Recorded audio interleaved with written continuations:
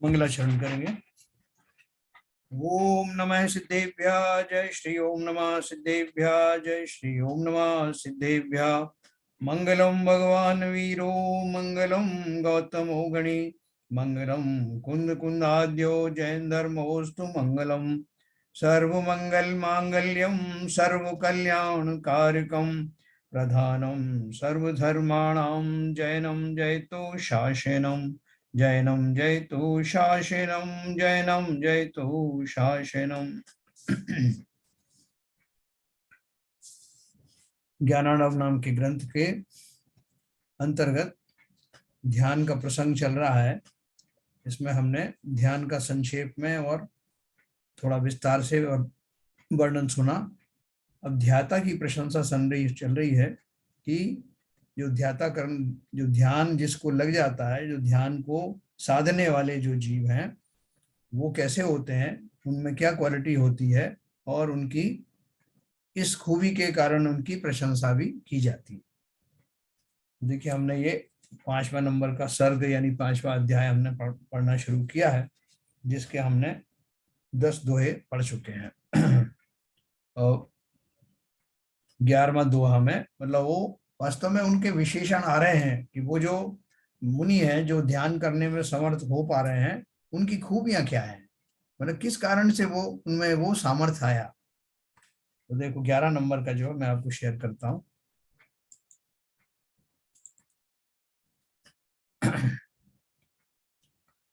स्वभाव जनित रातंक निर्भरा नंदन नंदिता तृष्णार्चि शांतये धन्या ये अकाल जलदोद गमाः।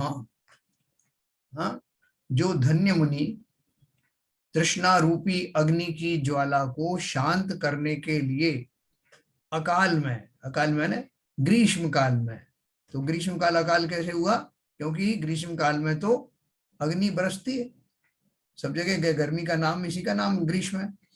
तो वो अकाल मतलब कैसे हुआ, यानी ग्रीष्म काल में स्वभाव से उत्पन्न दाह रहित पूर्ण आनंद से आनंद रूप मेघ के उदय के समान है।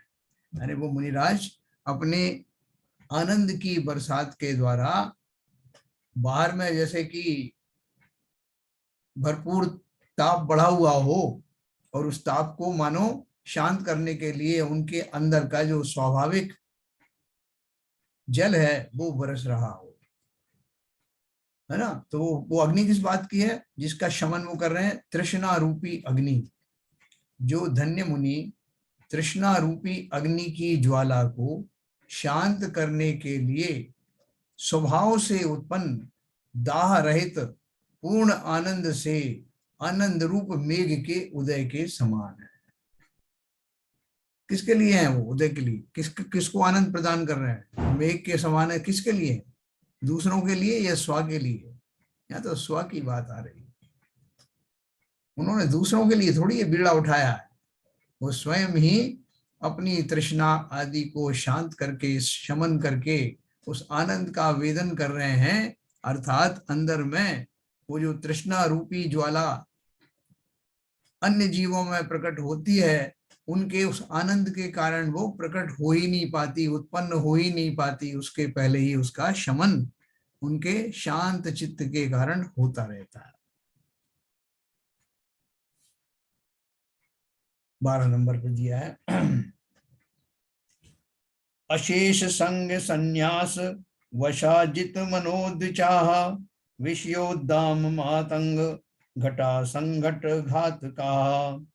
जो मुनि समस्त परिग्रह के त्याग के कारण, देखो इसमें त्याग परिग्रह की बात विशेष रूप से क्यों कही जा रही है मैं आपको बताऊंगा। जो मुनि समस्त परिग्रह के त्याग के कारण मन रूप चंचल पक्षी को जीतने वाले हैं तथा विषय रूपी मदोन्मत्त हस्तियों के संघट्ट के यानी समूह के घातक हैं।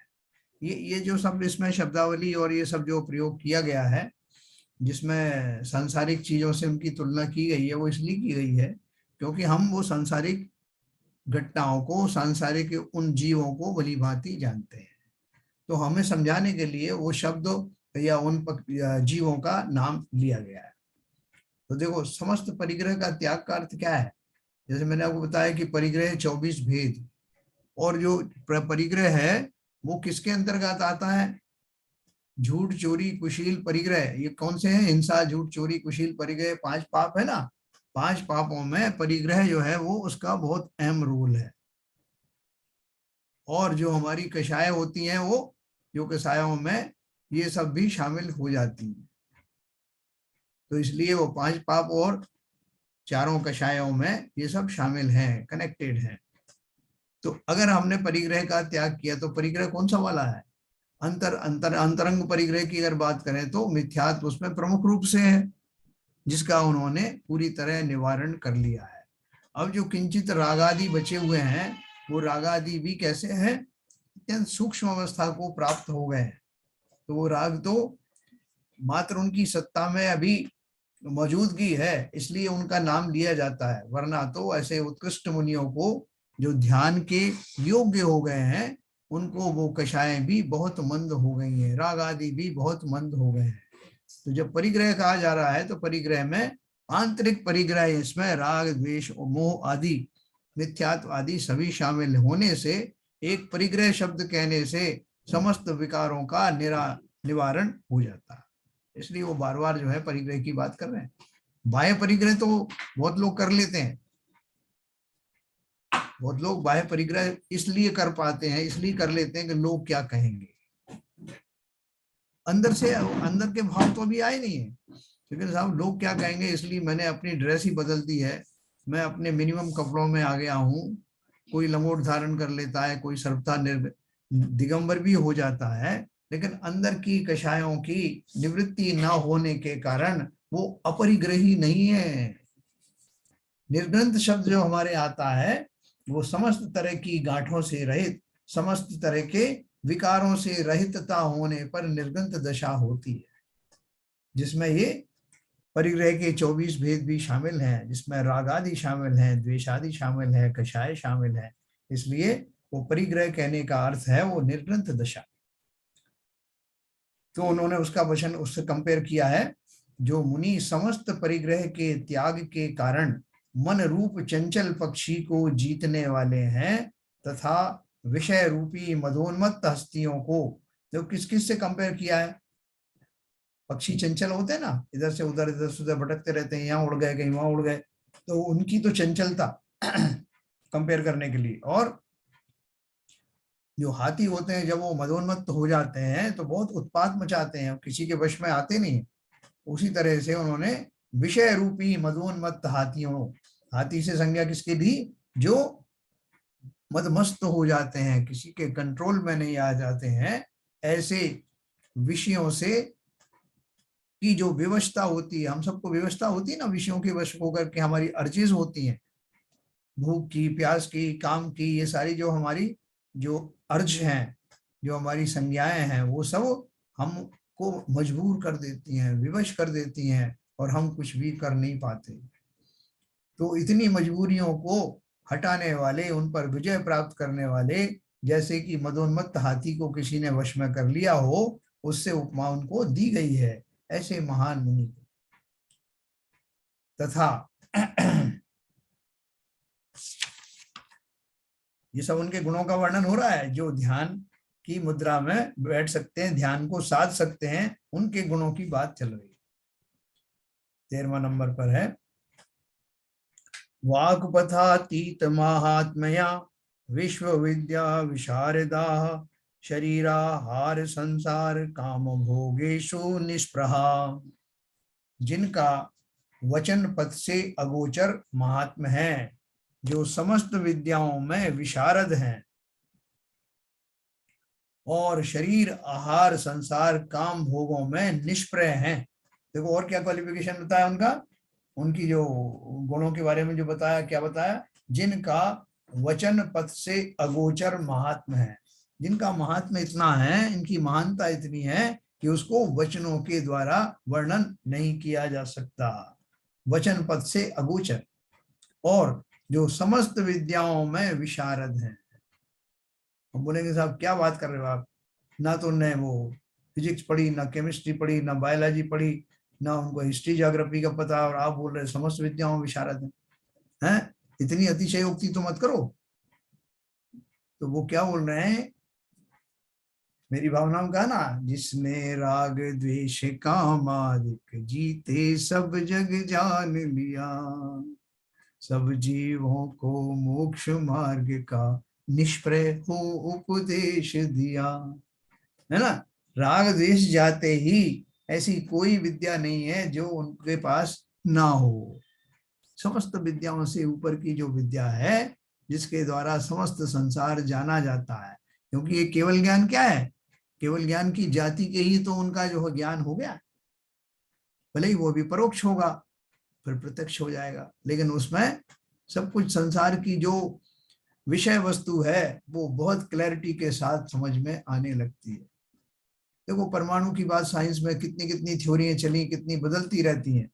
कोई बोलता है कि परमाणु जो है अखंड है, उसके और अंतिम टुकड़ा है, उसके आगे नहीं होता। फिर साइंस में बोलता नहीं साहब उसमें प्रोटॉन न्यूट्रॉन और वो सब इलेक्ट्रॉन भी होते हैं।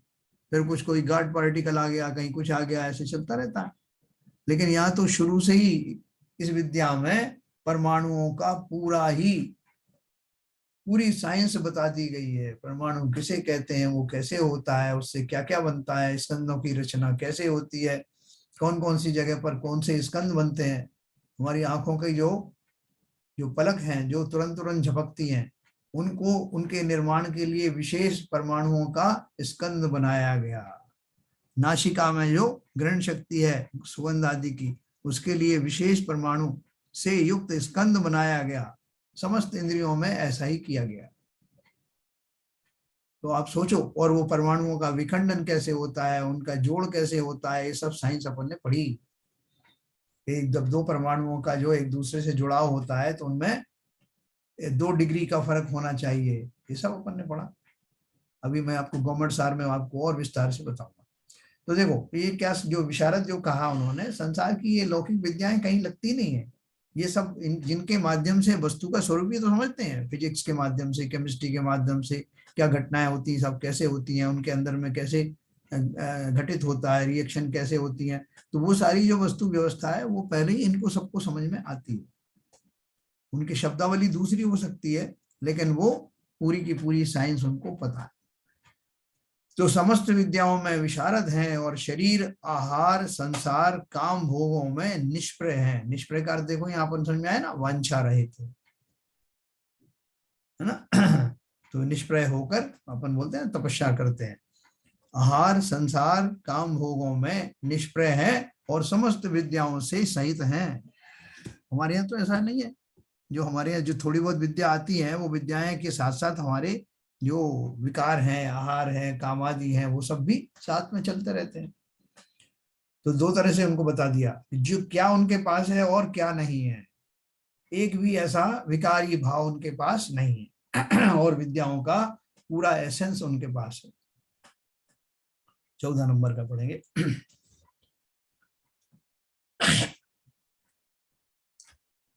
विशुद्ध बोध पीयूषपान पुण्य कृताशयाः स्थिरेतर जगत जंतु करुणावारी वार्धय है। जिनका चित्त निर्मल ज्ञान रूप अमृत के पान से पवित्र है और जो स्थावर त्रस भेद युक्त जगत के जीवों के करुणा रूपी जल के समुद्र हैं। देखो ये जो जो जो विशेषण बताए जा रहे हैं, वो विशेषण मात्र उनकी प्रशंसा करने के लिए नहीं है, बल्कि ये हमको प्रेरित कर रहे हैं कि अगर मुझे भी ध्यान साधने योग्य बनना है तो ये इन गुणों से मैं परिपूर्ण हो जाऊं, ये गुण मैं धारण कर लूं और मैं अधैर्यवान ना हो जाऊं कि मुझे क्यों नहीं हो रहा है। उसके लिए बोला ये आप करो, आपको हो जाएगा। ये गुण जिस क्षण आपके अंदर आएंगे आप भी ध्यान के योग्य बन जाएंगे। तो ये इस बात के लिए मुझे धैर्य दिलाते हैं कि मैं जब तक इन गुणों की प्राप्ति नहीं कर लेता, मुझे बेचैन नहीं होना चाहिए कि मुझे क्यों नहीं हो रहा। तो ये ये सब जो है अपन को दो कारण से अपन पढ़ रहे हैं। एक तो उन मुनियों की प्रशंसा के रूप में, दूसरा वो ध्यान की साधन क्यों कर पा रहे हैं इसलिए, और तीसरा ये कि मैं इन गुणों से अभी कितना दूर हूं, इनकी समीक्षा हमें स्वयं ही करनी है। तो 14 नंबर मैंने आपको पढ़ा, जिनका चित्त निर्मल ज्ञान रूप अमृत के पान से पवित्र है और जो स्थावर तरस भेद युक्त जगत के जीवों के करुणा रूपी जल के समुद्र हैं। अपन है क्या समुद्र? जैसा बताया तो था आपने, पानी छान के पी तो रहे हैं, और क्या करें?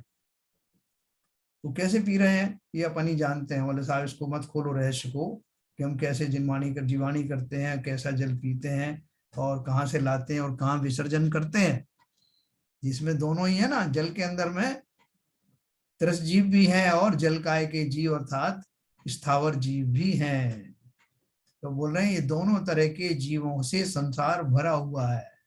उन दोनों तरह के जीवों के लिए करुणावान होना शायद हम तो सोच भी नहीं सकते, लेकिन जिन मुनियों की बात चल रही है उनका करुणा रूपी जल के समुद्र से चित्त भरा हुआ है। तो पीछे इसीलिए यूज की जाती है उनकी, कि कोई भी जीव अकारण हमारी वजह से मरण को प्राप्त ना हो, कोई हमारे आहार आदि के निमित्त से, हमारे किसी और निमित्त से जीवों का घात ना हो, ऐसा निमित्त निमित्त की अपेक्षा है, क्योंकि ये व्यवहार से होता है ना घात। तो जिनका चित्त निर्मल ज्ञान रूप अमृत के पान से पवित्र है और जो स्थावर त्रस भेद युक्त जगत के जीवों के करुणा रूपी जल के समुद्र है, इसलिए उनको वो सारे देख करके उनका विहार करना, पीछे आदि का प्रयोग करना, इन सब के द्वारा पूर्ण सावधानी वश जो कार्य करते हैं, इसलिए उनको व्यवहार से भी उन कार्यों का दोष वैसा नहीं लगता जैसा कि गृहस्थों को लगता है।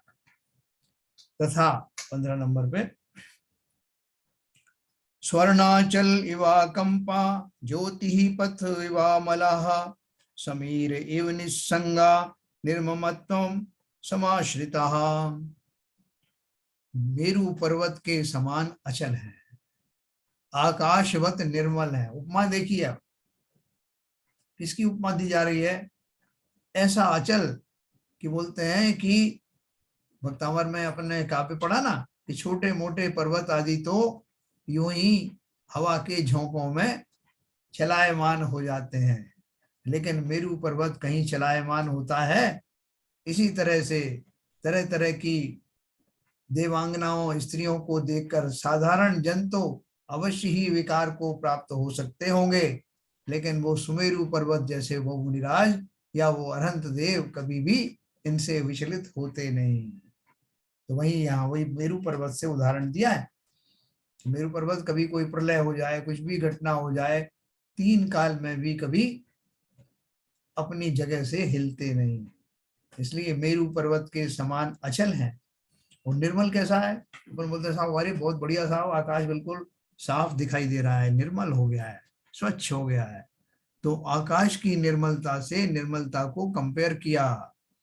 मेरु पर्वत के समान अचल है, आकाशवत निर्मल है, पवन के समान निसंग है। पवन किसी के साथ चिपकती है क्या? रमता जोगी बहता पानी, यहाँ से वहां से वहां, हवा का तो काम ही पूरा इधर से उधर जाने का, किसी से जुड़ती नहीं है। ऐसे ही उनका पवन के समान निसंग है। योगी को तो कहते हैं ना, रमता जोगी बहता पानी, मतलब वो कहीं टिकता नहीं। और निर्ममता को जिन्होंने आश्रय दिया है, निर्मम अपन किसको बोलते हैं? करे साहब उन्होंने बड़ी निर्ममता से उनकी हत्या कर दी, है ना। अपन जगत में निर्मम शब्द का प्रयोग कहाँ करते हैं? हाँ, जैसे कोई बड़ा कठोर हृदय वाला हो, जो बिल्कुल किसी पर दया ना करे, उसको अपन निर्मम कहते हैं। तो यहाँ तो उनको निर्मम कहा है ना, जिनेंद्र देव को भी निर्मम कहा। तो किसके लिए कहा? वो मरने मराने वाली बात नहीं है। ममता, ममता से रहितता होना, उसका नाम निर्ममता है। और ममता किसकी? शरीर आदि की जो ममता है, राग आदि की जो ममता है, उनसे संपूर्ण रूप से रहित हो जाना, इसका नाम निर्ममता है। मोह आदि से रहित हो जाना। वेद विज्ञान पूर्वक तो शरीर से पहले ही अलग हो गए, और जो कुछ मोह आदि के जो लेश मात्र बचे हुए हैं वो भी अलग होने की कगार पर हैं मुनियों के लिए। अनंत देव के लिए तो अलग हो ही गए। तो इसलिए देखो क्या क्या उपमाएं दिए, ये उपमाएं आप सीख लेना, कहीं आप प्रयोग कर सकते हो इनका। कि साहब इतना कठिन, इतना ज्यादा स्थिर है क्या जैसे मेरू पर्वत, कि कितना सच हो गया, बोले जैसे आकाश। ये उच्च कोटि के उदाहरण है। पवन के समान निसंग है और निर्ममता को जिन्होंने आश्रय दिया है। हम लोग बहुत सारी पूजन में लिखता है, उनको निर्मम भी लिखा है, उनको असहाय भी लिखा है। तो असहाय जिनेंद्र देव असहाय कैसे हो गए साहब? असहाय का अर्थ क्या है? जिन्हें किसी की सहायता की आवश्यकता नहीं, ऐसा असहाय। शब्दों का प्रयोग कहाँ कहाँ कैसे होता है उसको भली भांति समझना। तो देखो आगे चलते हैं, ये हमारा कौन सा हुआ? हुआ ना 16।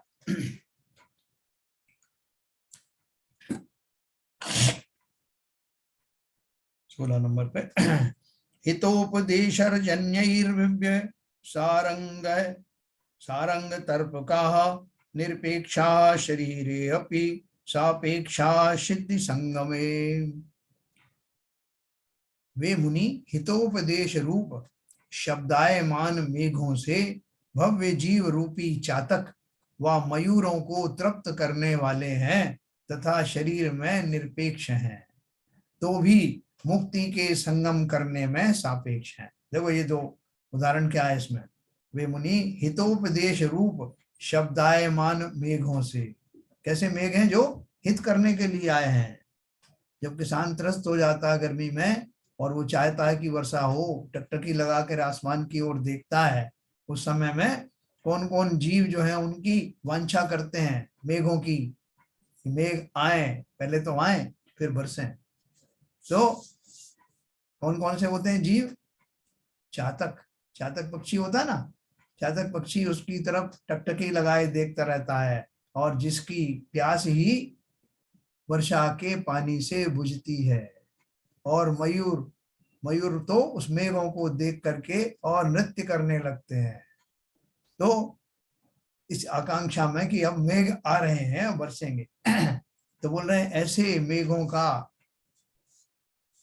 जो स्वागत करने के लिए आतुर हैं, वो वे मुनि हितोपदेश रूप शब्दायमान मेघों से, है ना, भव्य जीव रूपी चातक, चातक पक्षी के जैसे भव्य जीव जो प्रतीक्षा ही कर रहे हैं मुनि की देशना की, मुनि के शब्दों की, चातक बनकर। क्या किसी ने बोला कि अब महाराज का प्रवचन होगा, अब आपको वो देशना देंगे, ये सुनकर के भव्य जीव अत्यंत प्रसन्न हो जाते हैं, टकटकी लगाए उनकी तरफ देखने लगते हैं कि कब महाराज की वाणी निकले। तो कैसी वाणी है? जो भव्य जीव रूपी चातक, जैसे चातक को इंतजार रहता है ऐसे में भव्य जीवों को इंतजार है, और जैसे मयूर उससे तृप्त हो जाते हैं ऐसे ये भव्य जीव मयूर के रूप में जो तृप्ति मिलती है वर्षा के मेघों से, ऐसी तृप्ति उनको उन शब्द रूपी मेघों को समीप पा करके होती है। तथा शरीर में निरपेक्ष हैं, स्वयं के शरीर से निरपेक्ष हैं, तो भी मुक्ति के संगम करने में सापेक्ष हैं। मुक्ति का वर्ण करने के लिए, जैसे बोलते हैं कि किसी से वर्ण करने के लिए शरीर की आवश्यकता है ना, तो यहाँ अपेक्षा और निरपेक्ष और सापेक्ष शब्द का प्रयोग किया है। कि निरपेक्ष का अर्थ है शरीर से जिनका रहितपना है, लेकिन मुक्ति का वर्ण करने के लिए मानो अभी भी साकार बने हुए हैं। ये सब उपमाएं हैं, ठीक है। कुल मिला के इसमें क्या कहा गया है कि वो जो मुनि हैं वो हितोपदेशी हैं, और उनके हितोपदेशक वचन कैसे हैं? वीतराग से भरे हुए हैं और हितोपदेशी हैं, प्रिय हैं, हित मित और प्रिय वचन हैं, इसलिए भव्य जीवों को उनकी प्रतीक्षा रहती है। तो कोई पहुंचे हुए संत होते हैं, अपन भी उनकी सभा में जाते हैं तो उनको अपन सुनने के लिए बेचैन बने रहते हैं, बहुत घंटों घंटों तक प्रतीक्षा करते हैं, और जैसे उनके मुख से एक शब्द भी फूटता है हम निहाल हो जाते हैं। तो ऐसे मुनियों की बात कर रहे हैं। तो जिन मुनियों में इतनी शक्ति हो, इतनी उनके अंदर में विलक्षणता हो, ऐसे मुनि ध्यान नहीं कर पाएंगे तो कौन कर पाए। 17 नंबर का आप देखते हैं, देखो बहुत सुंदर सुंदर बातें हैं और ये हमें अपने अंदर धारण करना है। ये गुण हमने कभी सुने भी नहीं, जितनी उत्कृष्टता के साथ हमें सुनने को मिल रहा है, उनमें से कुछ भी अगर हमारे अंदर चला गया तो, जैसे हम कोई बहुत अच्छी फिर पिक्चर देखते हैं, कोई नाटक देख के आते हैं तो हमें बहुत देर तक स्मरण रहता है। कई बार तो हम, कोई हमसे पूछा नहीं साहब उसमें क्या खास बात थी, तो हम बता नहीं पाते। नहीं साहब वो तो बहुत बढ़िया था साहब, बहुत अच्छा था। अरे बताओ तो सही अच्छा क्या था। साहब ये बता नहीं सकते, बहुत आनंद आया साहब। अरे आप वो फलानी चीज देखी तब भी आप बोल रहे थे बहुत आनंद आया, आपने कुछ खाया था तब भी यही कहा कि बहुत आनंद आया। लेकिन वो आनंद को डिस्क्राइब तो करो। आनंद डिस्क्राइब नहीं किया जा सकता। उसी तरह से ये जो इतनी तरह की उपमाएं जो दी जा रही है ना, वो इसलिए दी जा रही है कि वो मुनिराज के जो गुण हैं, उन गुणों को कैसे वर्णन करें। तो ये भौतिक साधन लेकर के, उनसे कंपेयर करके, उपमाएं दे करके हमें उन गुणों में कहीं ना कहीं स्थापित करने की योजना है। इसलिए तो आचार्य क्या चाहेंगे, वो चाहेंगे कि जिस आनंद में वो डुबकी ले रहे हैं, वो आनंद और जीवों को भी प्राप्त हो। ये वास्तविक करुणा है। जिस करुणा का अपन ने ऊपर जिक्र किया ना, उनमें चींटी को बचाना, मच्छर को बचाने वाली करुणा की बात नहीं है, वो तो व्यवहार से है। वास्तविक करुणा की क्या है कि समस्त जीव अपने अज्ञान के कारण जो दुखी हो रहे हैं, जो इस आनंद से वंचित हैं, वो भी अपनी समझ ठीक करके काश इस आनंद के मार्ग पर लग जाएं। ऐसी करुणा बुद्धि भव्य जीवों के प्रति मुनियों की होती है, तो भी मुक्ति के संगम करने में सापेक्ष है। 17 नंबर पर देखिए, मैं 2-3 और पढ़ूंगा फिर अपन डिस्कस करेंगे। इत्यादि परमोदार पुण्याचरण लक्षिताः ध्यान सिद्धे समाख्याताः पात्रं मुनि महेश्वराः। इत्यादि परम उदार पवित्र आचरणों से चिन्हित मुनियों में प्रधान मुनीश्वर ध्यान की सिद्धि के पात्र कहे गए, है ना। जो अभी तक उन्होंने वर्णन किया, इसलिए उन्होंने अब उसका समापन किया, क्या बोले, इत्यादि परम उदार पवित्र आचरणों से चिन्हित। जो ऊपर बताए गए जो उदार पवित्र आचरण है मुनियों के, वो मुनियों में प्रधान मुनीश्वर, मतलब जिन मुनियों को में प्रमुखता से ये सब गुण पाए जाते हैं, जिनके आचरण इतने पवित्र हैं, वे वही मुनि ध्यान की सिद्धि के पात्र कहे गए हैं। यानी ध्यान की सिद्धि ऐसे ही मुनियों को होती है। तो इससे तो अपन को बड़ा डर लगने लगा, साहब आपने तो बड़ी कठिन कठिन बातें बता दी और आपने बोला कि ध्यान करना है तो ये सब आपके पास आना चाहिए। तो साहब आप तो, हम आपके हाथ जोड़ते हैं, हमें आप छोड़ो, हम ये नहीं कर सकते। कोई हल्की फुल्की चीज बता दो हमको। भैया हल्की फुल्की तो ठीक है, बहुत की हल्की फुल्की तो आज से थोड़ी कर रहे हैं। अब तो हमारी परीक्षा का समय आ गया। जो मुनि बनते हैं वो हम में से ही तो बनते हैं ना। तो इसलिए अपना साहस मत छोड़ना, घबराने की जरूरत नहीं है। उन मुनियों की तरफ देख करके क्या मेरा मन ऐसा नहीं होता कि मैं उन जैसा ही बन जाऊं। हम ऐसा तो नहीं कहते साहब जो बन गए वो उनकी गलती है, उनको हम क्या कर सकते हैं, उन्होंने जो किया वो जाने, है ना। उन्हें कोई पछतावा भी नहीं है, सब कुछ नहीं है। लेकिन हम तो नहीं बन सकते और ना हम बनना ही चाहते, नहीं बनना भी नहीं चाहते। जब बनना तो चाहते हैं मगर अब जब बन ही नहीं सकते तो फिर क्या कहें। ऐसा अपने बल को कम मत समझना, क्योंकि जितने मुनि बने और सिद्धालय में गए हैं वो सब भी हम में से ही थे। उनकी संकल्प शक्ति जो है मजबूत हुई, हमारी भी होती जा रही है। पीछे मत हटना, क्योंकि कुछ पाने के लिए कुछ खोना पड़ता ना। तो क्या पाना है, जिसको पाना है उसके सामने जो खोने वाली चीज है वो तो वास्तव में मेरी थी ही नहीं। मैं वास्तव में उससे कुछ खो नहीं रहा हूं, जिसे मैंने जबरदस्ती अपने मान लिया था। अब मेरी विवेक बुद्धि जागृत होने से वो वस्तुएं छूट जाएंगी, मेरा कुछ नहीं जाएगा। तो क्या बोला उन्होंने, 18 नंबर और पढ़ेंगे, 20 तक पढ़ेंगे अपन। 18 में, तवारोढ़ प्रवृत्तस्य मुक्तेर्भवन्मुन्नतम् सोपान राजिकामीशाम पदच्छाया भविष्यति। आचार्य महाराज कहते हैं कि हे आत्मन, मुक्ति रूपी मंदिर पर चढ़ने की प्रवृत्ति करते हुए तुझे पूर्वोक्त प्रकार के मुनियों के चरणों की छाया ही सोपान की पंक्ति समान होवेगी। भावार्थ है, जिनको ध्यान की सिद्धि करनी हो उन्हें ऐसे मुनियों की सेवा करनी चाहिए। Very simple. जो जिसे जो बनना होता है वो उनकी किसी ना किसी से तरह से साधना करता है ना। एकलव्य ने द्रोणाचार्य की मूर्ति बनाई, उसकी समीप रहने का संकल्प लिया और मन में उनके गुणों को ध्यान करके वैसी प्रैक्टिस भी की। तो बहुत सारे लोग कोई एक्टर बनना चाहते हैं तो एक्टर्स की फोटो लगाते हैं, उन जैसी बोल स्टाइल में बोलने की कोशिश करते हैं, चलने फिरने की कोशिश करते हैं। तो यहाँ क्या बोल रहे हैं आचार्य महाराज? कहते हैं कि हे आत्मन, मुक्ति रूपी मंदिर पर चढ़ने की प्रवृत्ति करते हुए, एक मंदिर है और मंदिर के ऊपर बहुत सारी सीढ़ियां वहां तक पहुंचने की, तो वहां चढ़ने के लिए क्या करते हैं अपन को? बहुत धूप हो रही है, पारसनाथ की टॉप पे जाना है, चंदा प्रभु की टॉप पे जाना है और बड़ी सीढ़ियां ऊंची ऊंची। तो अपन क्या करते हैं? कोशिश थोड़ी सी बदली आ जाए तो मेरे को एक ठंडक हो जाए, उस छाया में मैं उस चढ़ाई को चढ़ जाऊंगा।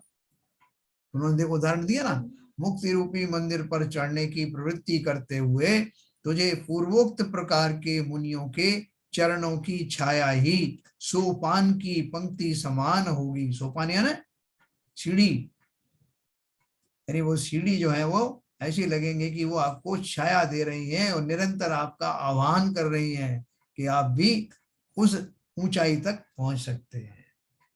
जिनको ध्यान की सिद्धि करनी हो उन्हें ऐसे मुनियों की सेवा करनी चाहिए, है ना। जो हम बनना चाहते हैं वो तो हम चाहते हैं ना कि उनकी सेवा करने का मौका मिले, उनसे गुण सीखने का मौका मिले, उनका सामीप्य, उनका सानिध्य हमें बहुत अच्छा लगता है। तो वो क्या करेंगे, प्रारंभिक दशा में हम डायरेक्ट तो मुनि बन नहीं सकते ना, तो हम कैसे बनेंगे? उनके गुणों का चिंतन करके, जिन जो ऐसे गुण के धारी हैं उनके आसपास रह करके। सेवा करने का अर्थ क्या है? सेवा करने का अर्थ ऐसा नहीं कि उनके हाथ पर दबाना ही सेवा है, जरूरत पड़ती है तो व्यवहार से वो भी करते हैं, लेकिन वास्तव में सेवा ये है कि उनके समीप रहना, उन जैसे आचरणों को सीखना, है ना, उनकी तरह तरह से भक्ति करना, ये सब वास्तव में उनकी सेवा है। सेवा, उनकी सेवा करके उनको कोई फायदा देना वो बात नहीं है, उनकी सेवा से हम स्वयं ही लाभान्वित होते हैं, उनके सामीप्य से ये सारे गुण हमारे अंदर प्रस्फुटित होने लगते हैं। अगला पढ़ते हैं 19 नंबर का। ध्यान सिद्धिर्मता सूत्रे मुनि नामेव केवलम इत्याद्यमल विख्यात गुण लीलावल बलम विनाम। सूत्र में यानी सिद्धांत में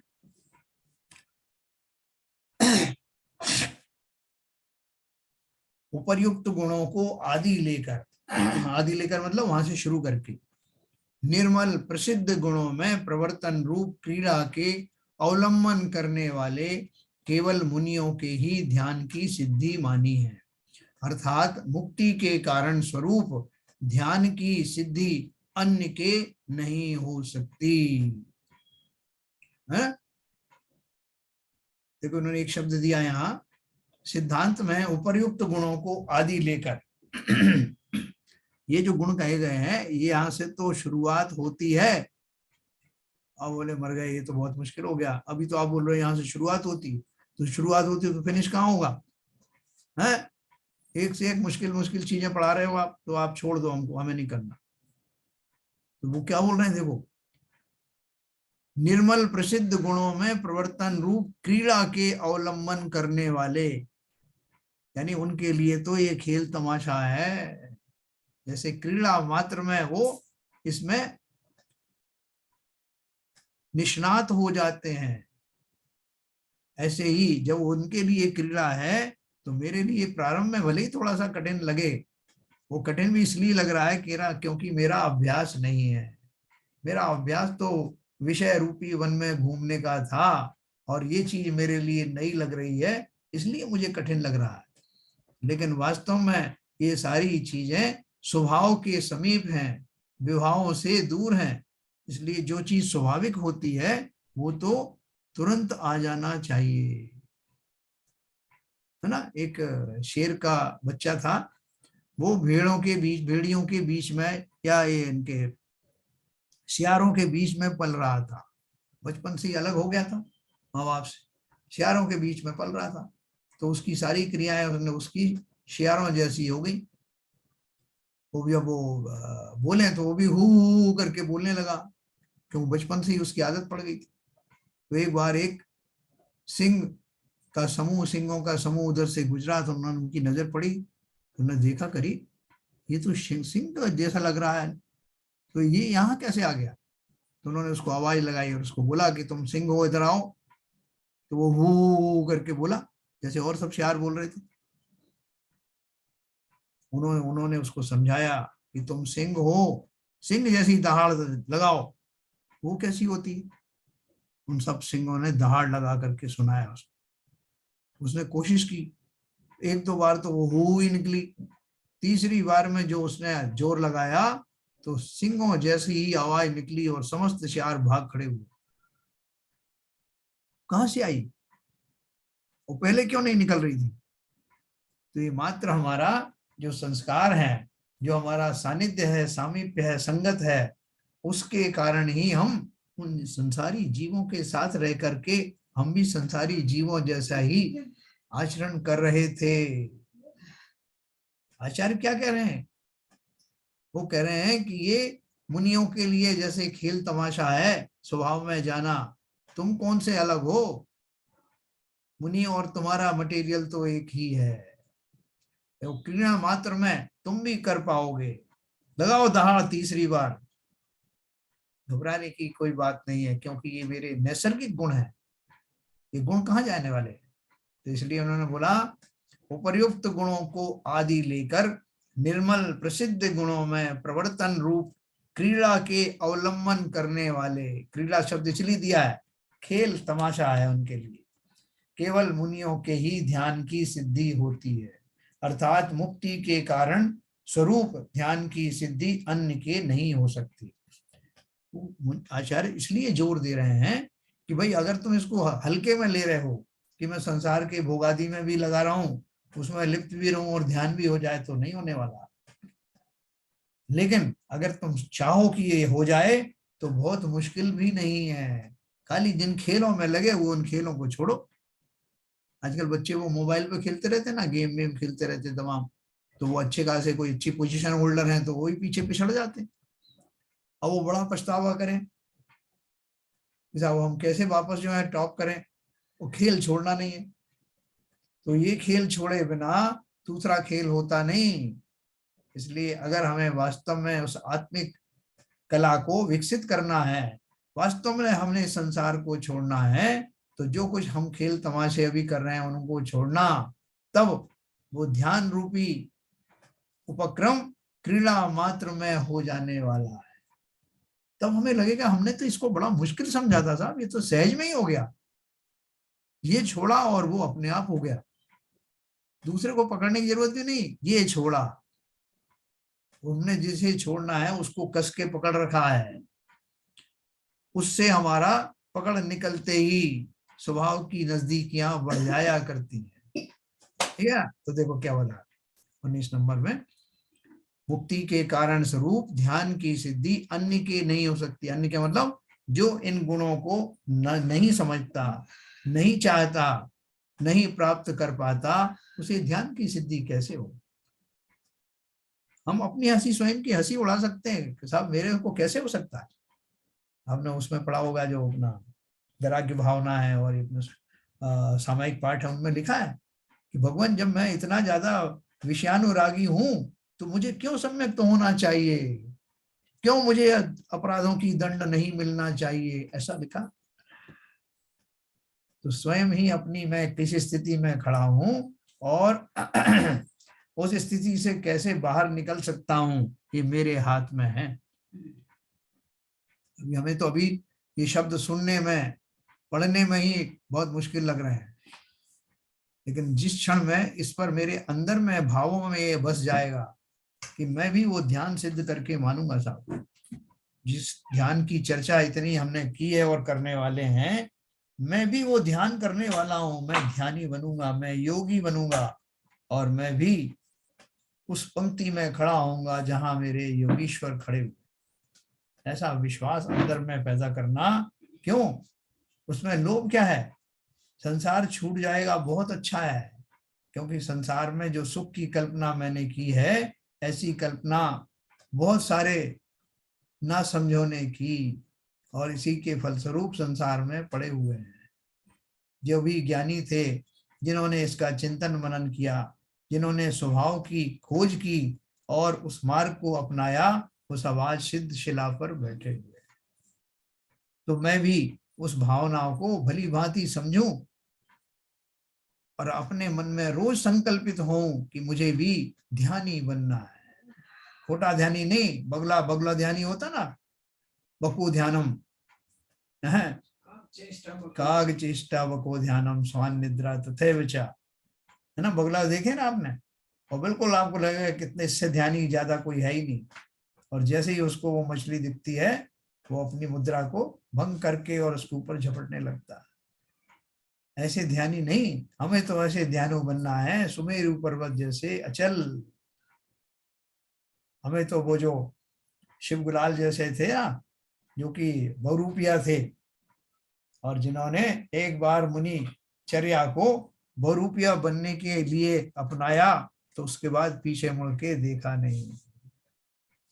बोले यही मुद्रा थी जिसको मुझे कब का धारण कर लेना था।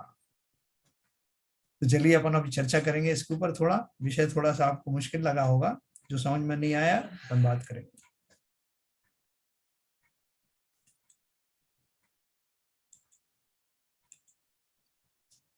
हाँ ललित जी बोलिए।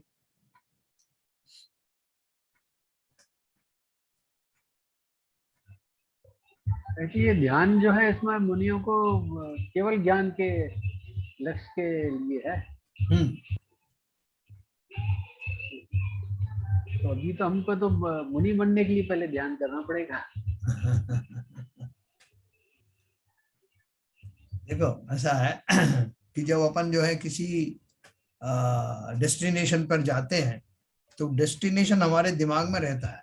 अब हमारे जैसे हम घर से निकले, 5-6 किलोमीटर ड्राइव किया, उसके बाद में एक चढ़ाई आ गई, घाटी आ गई, तो हम घाटी पे चढ़ने के लिए थोड़ी निकले। निकले तो हम उस डेस्टिनेशन के लिए, बीच में घाटी आ गई तो उसे भी क्रॉस कर लिया। उसी तरह से जो मुनिराज है, वो केवल ज्ञान का भी उद्देश्य नहीं होता। वास्तव में उनको ये पता होता है कि जो आनंद है, जिस समस्त जीव जिस आनंद की तलाश में है, वो आनंद स्वभाव में जाने से ही मिलेगा। इस लक्ष्य को लेकर के स्वभाव में जैसे जैसे नजदीक आते हैं, वैसे वैसे मेरा विपरीत स्वभाव छूटता जाता है, विभाव भाव छूटते जाते हैं। स्वभाव में आने की दिशा खाली मुझे एक मंजिल यही रखनी है कि मुझे वहां जाना है। जब आप वहां जाओगे तो पीछे की जमीन छूटती जाएगी ना। जब हम गाड़ी चलाते हैं तो पीछे पेड़ छूटते चले जाते हैं सड़क पर, अपने आप ही। मैंने उन्हें छुड़वाया थोड़ी, उनसे कहा थोड़ी आप पीछे चले जाओ। उसी तरह से जो जिन जीवों को वास्तव में आनंद मिलना है और जिन्हें विश्वास हो गया है कि वो मार्ग यही है, वो उस मार्ग पर चल पड़ते हैं। बाकी से सारी विषय वस्तु अपने आप पीछे रह जाती है, और कोई उद्देश्य नहीं। सिंपल लक्ष्य रखना कि मुझे परम आनंद की प्राप्ति करना है। सुना है कि अरहंत सिद्धों को बहुत सुख और आनंद की प्राप्ति होती है, और मुझे भी प्राप्त करना है। ऐसा भाव मात्र आते ही फिर समझ में आएगा। कोई पूछेगा कि अरहंत सिद्ध का क्या स्वरूप है साहब, किसे कह रहे हो अरहंत सिद्ध, तो वो उसके बारे में बताया जाएगा। तो उन्होंने कैसे अचीव किया साहब, ये तो मुनि बन करके किया। तो मुनि बनने में क्या करना पड़ता है, कि सारी चीजें उससे मिलती जुलती, अपन फिर एक तरफ करते जाते हैं उनको। अच्छा ऐसा है, ये बन जाता हूँ, अभी इसको छोड़ देता हूँ। क्यों? आनंद की तलाश है वहां, केवल ज्ञान और अरहंत और सिद्ध बनने की भी भावना नहीं है। मार्ग पता लगा है कि जब जब मैं जैसे स्वभाव में आऊंगा, मुझे इन सब की प्राप्ति अवश्य ही होगी। ठीक है सर, केवल ज्ञान मेरा लक्ष्य नहीं है, न ही मेरा मोक्ष प्राप्ति मेरा लक्ष्य है। जो ये कहने में आता है, प्रैक्टिकली व्यवहार में कहने में यही आता है, लेकिन जो इस मार्ग पर बढ़ते हैं उन्हें खाली इस बात पर विश्वास होता है कि स्वभाव की प्राप्ति होना ही वास्तविक आनंद का दायक है। निकल पड़ते हैं उसके लिए, और स्वभाव को लाने के लिए कुछ करना नहीं पड़ता। पानी जब ऊपर से नीचे आता है अपनी स्वाभाविक गति से आता है। कभी ऊपर टंकी बना दो और एक आप कुछ मत करो तो पानी नीचे आ ही जाएगा ना, अगर खुला हुआ है पोर्ट तो। लेकिन ऊपर भेजने के लिए मोटर लगानी पड़ती, पंप लगाना पड़ता। विकारों से युक्त मैंने ऐसी मोटर लगाई है कि विकार मेरे अंदर घुस रहे हैं। विकारों को आने के जो स्रोत हैं उनको हटते ही स्वभाव में नजदीकियां बढ़ने लगती हैं। क्या शैलन जी? तो सर जो आपने आज जो शेयर वाला जो दिया उदाहरण दिया, हाँ तो जो आत्मा के स्वभाव से आपने उसको कोरिलेट किया हाँ कि मतलब जैसे शेर के बीच में रह के जो शेर का बच्चा अपनी आवाज और अपने स्वभाव को भूल गया था जी, और उनके आने पर उसको याद आ गया, तो वैसे ही हमारी आत्मा का जो स्वभाव है उसको केवल हमको याद दिलाना है और उसमें आना है, बस कोई बड़ी बात नहीं है। बिल्कुल बिल्कुल सही, कोई बड़ी बात नहीं। जो आपने कहा ना, ऐसा ही सहज भाव आना चाहिए। जैसे अभी अपन में बीच बीच में पढ़ के लग रहा था, साहब ये तो बड़ी कठिन बात बता रहे हैं, इससे तो अपन जो है सुनते ही नहीं तो ज्यादा अच्छा था।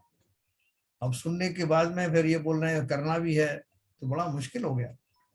स्वभाव का ज्ञान ना होने के कारण, और स्वभाव कितना आसान होता है, हर एक चीज स्वाभाविक दशा में जो होती है तो वो आसान ही है ना, बनावटीपन में जरूर मेहनत करनी पड़ती है। और हाँ? हम थोड़े से भी स्वभाव में जाने लगते हैं तो हमको आनंद तुरंत मिलना चालू हो जाता है, इंतजार नहीं करना पड़ता है। क्योंकि ये बात जरूर है, क्योंकि वो हमारी भ्रांति बनी हुई है कि हमको सुख दूसरी चीजों से मिल रहा है। हालांकि जैसे ही हम स्वभाव में थोड़ा बहुत आते हैं, कसाय वगैरह कम होती हैं, तो हमको वैसे ही आनंद मिलने लग जाता है, वैसे ही खुश रहने लग जाते हैं, लेकिन हाँ, हमको पता नहीं लगता है।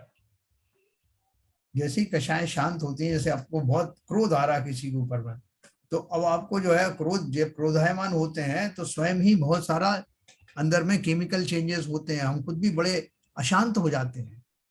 और जब हमारे जिस वजह से हमें क्रोध आ रहा है किसी तरह से, वो अगर वो बाधा निकल जाए तो हम शांत होते हैं कि साहब अब बहुत अच्छा लग रहा है साहब, कैसे मैं तो बहुत समझ रहा था सब मेरे अगेंस्ट हैं, लेकिन यहाँ तो सब मेरे उपकारी लोग बैठे हुए हैं, ये सुन करके मुझे अच्छा लगा।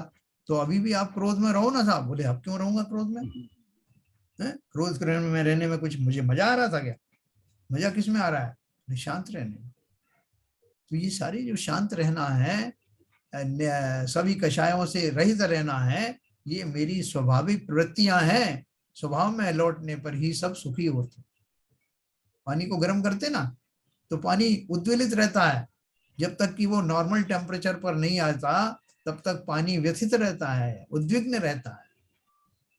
ऐसे ही हम अपनी दशाओं में हैं, हमें ये पीड़ाएं, राग देश आदि की पीड़ाएं ही तो हैं। क्या हरभजन साहब, कोई आपने देखा कि कोई क्रोधी आदमी हमेशा क्रोध में रहना चाहता है क्योंकि उसे अच्छा लगता है? संभव ही नहीं है। इनफैक्ट सबसे बड़ा क्रोधी भी थोड़ी दिन के बाद, थोड़ी समय के बाद शांत हो जाता है, क्योंकि उस दशा को नेचुरल, अगर दशा में नेचुरल में आना है तो वो तो अपने आप छूट जाएगी।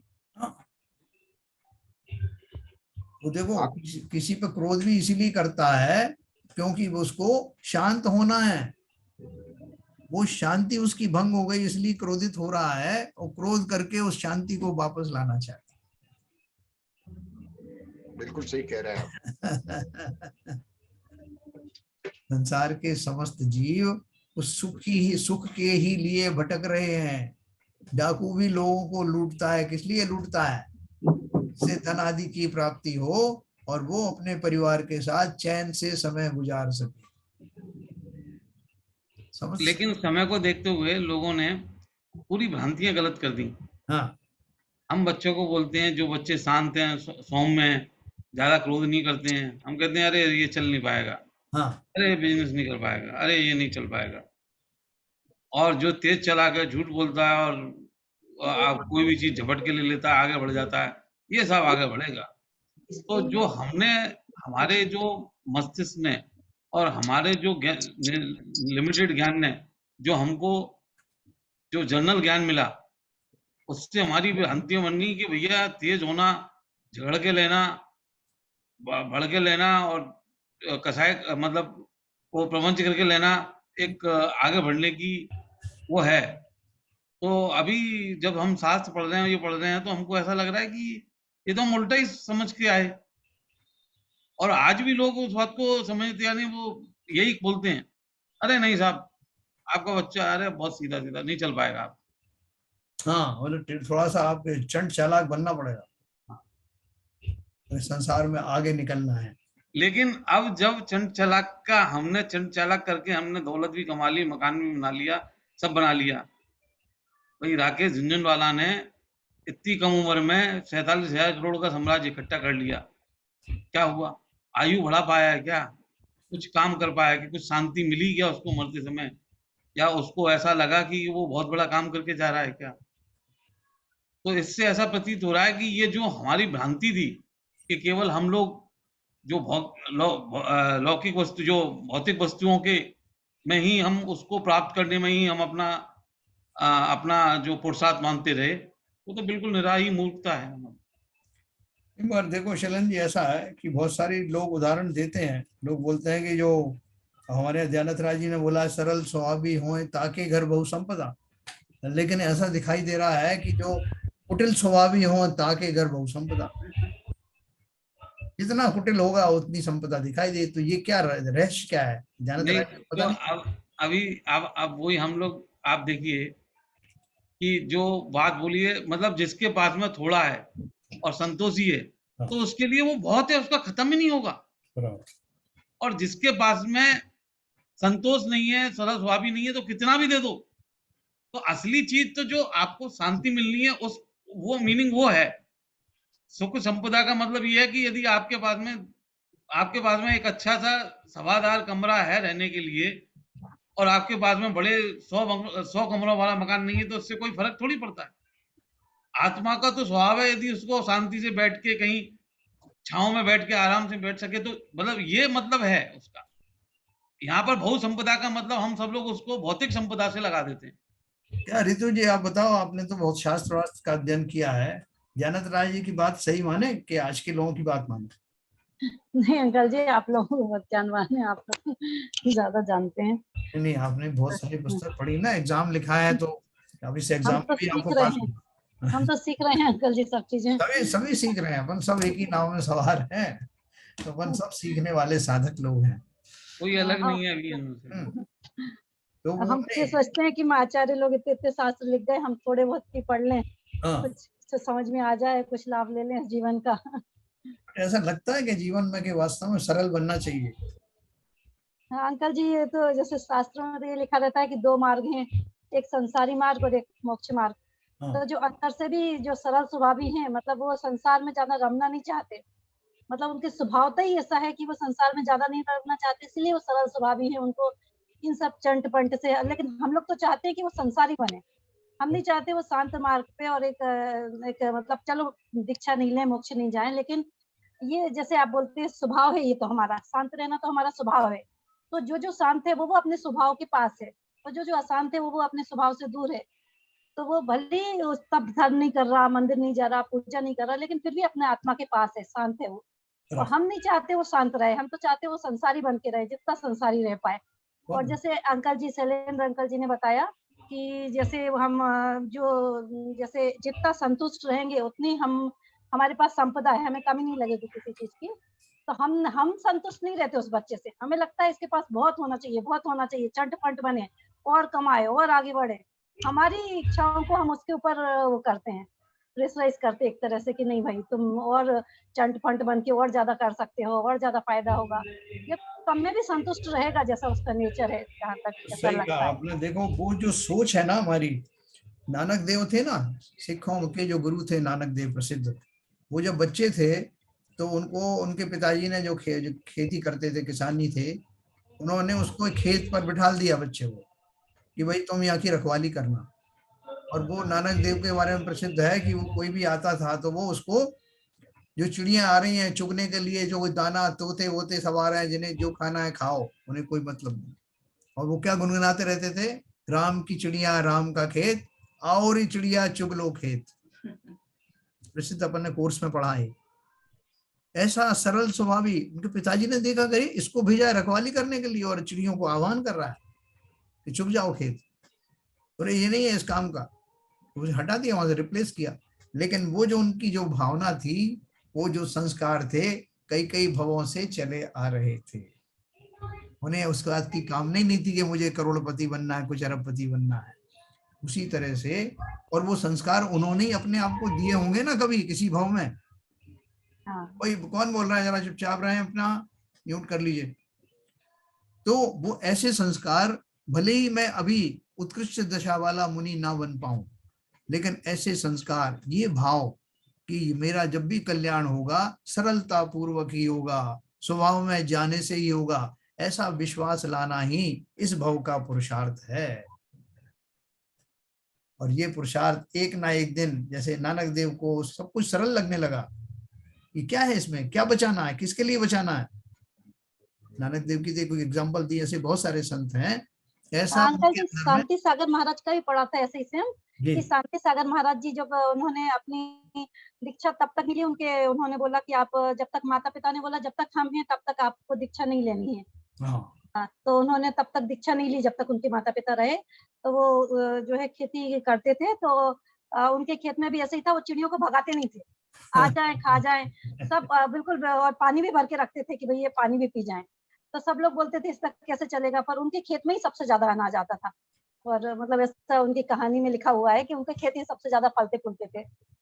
अपन क्या ऐसे लोगों को मूर्ख समझते हैं, कैसे मूर्ख हैं, कैसे संसार में तरक्की करेंगे। लेकिन वो जो उनके संसारी जो दशा से निवृत्त होने के जो भाव हैं, वो एक दिन में नहीं आए हैं, कितने भवों से चला आ रहा था। अब वो पीक पर, क्लाइमेक्स पर आ गए हैं।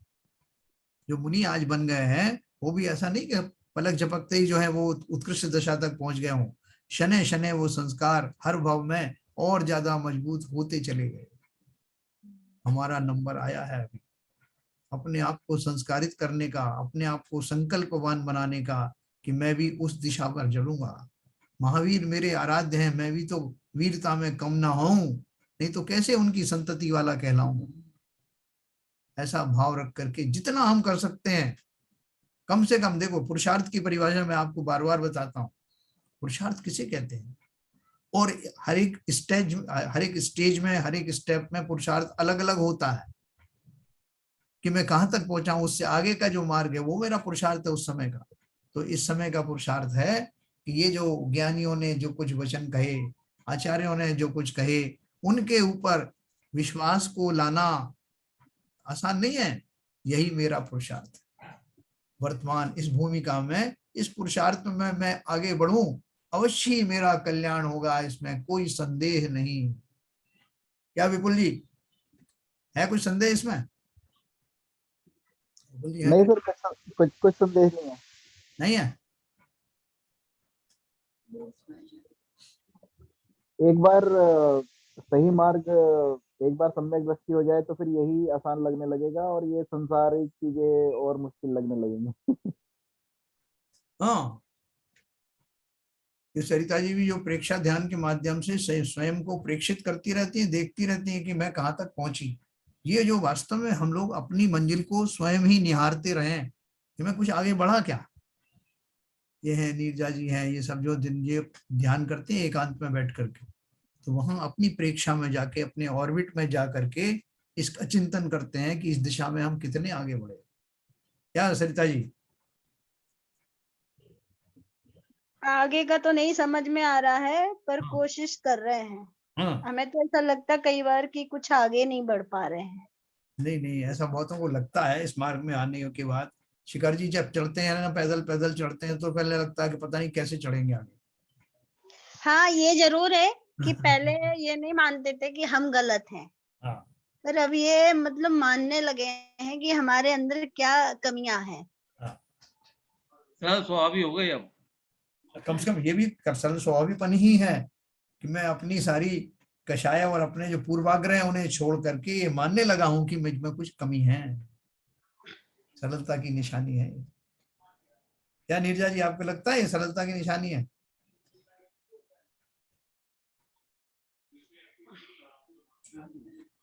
नहीं होंगे, मतलब अपने आप को ये मानना। कल कल मैं ऐसे ही देख रहा था सर, एक मेट्रोमोनियल की एडवर्टाइजमेंट आ रही थी, हाँ तो मेरी बच्ची है तो उससे मैं डिस्कस कर रहा था, और बहुत सारी हो गई हैं।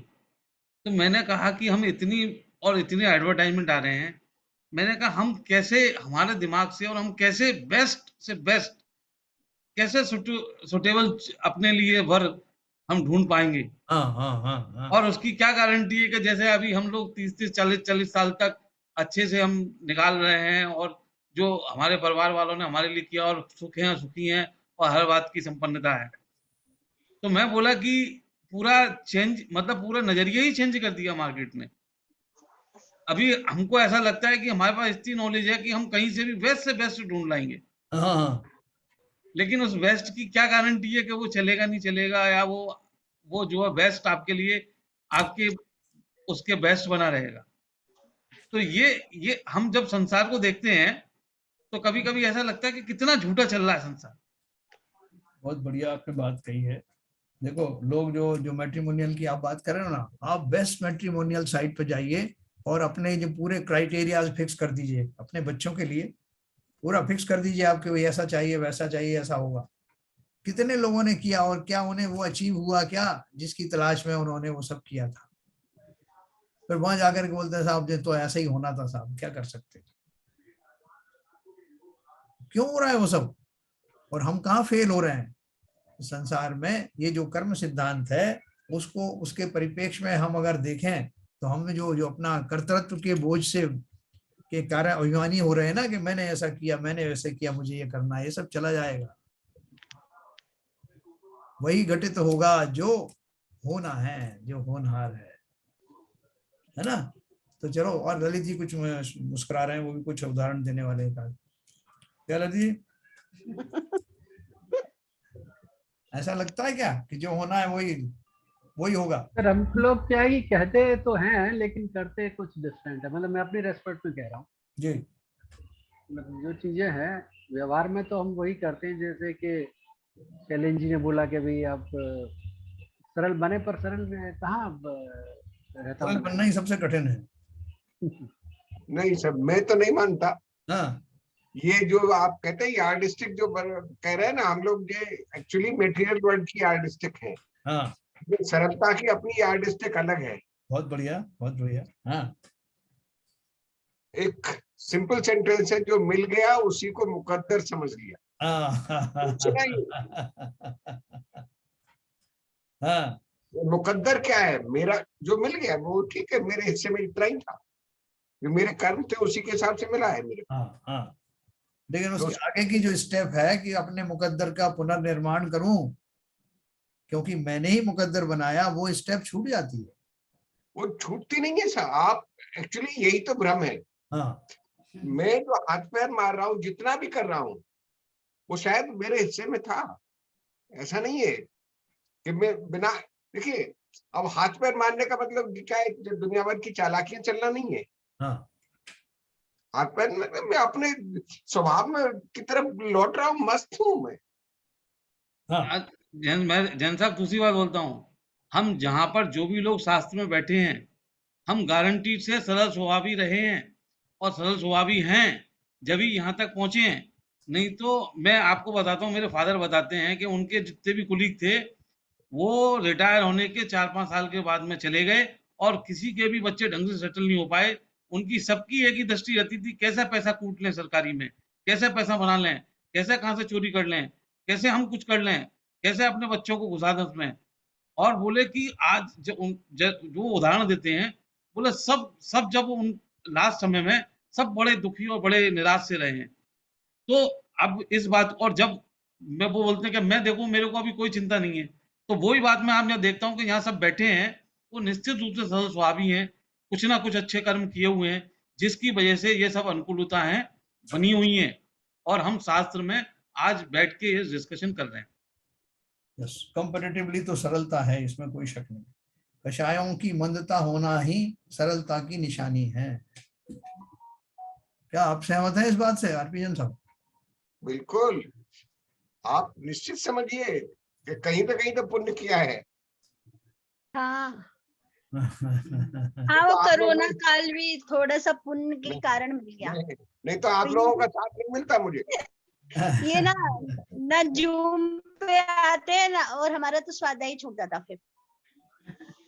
देखो, स्वाध्याय का जो रुचि है वो हमको, आपने सही कहा, ये पुराने संस्कार भी हैं, इसमें कोई शक की बात नहीं है।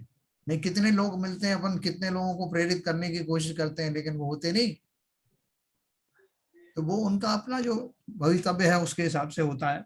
एनीवे, आज का जो हमने जो डिस्कशन किया वो सबका एक ही चीज है कि मुनि मार्ग में जाने में कुछ कठिनाइयां अवश्य हो सकती हैं, और उसका कारण ये है कि हमने कठिन कठिन प्रश्न ही तैयार किए, सरल आ गए परीक्षा में इसलिए फेल हो गए, ऐसा कहते हैं ना।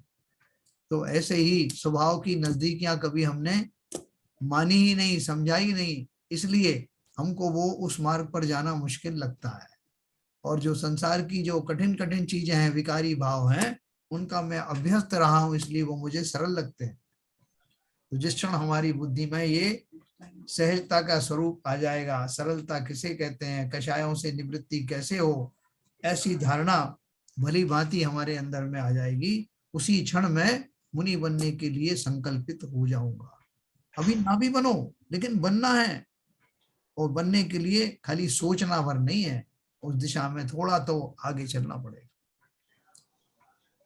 तो चलिए साहब, समय हो गया, कल अपन इसी विषय पर और चलेंगे। ध्यान का विषय चल रहा है, अद्भुत विषय है, क्योंकि ध्यान का इतना समग्र विवेचन आपको सब जगह नहीं मिलने वाला। अद्भुत ग्रंथ। जिनवाणी स्तुति।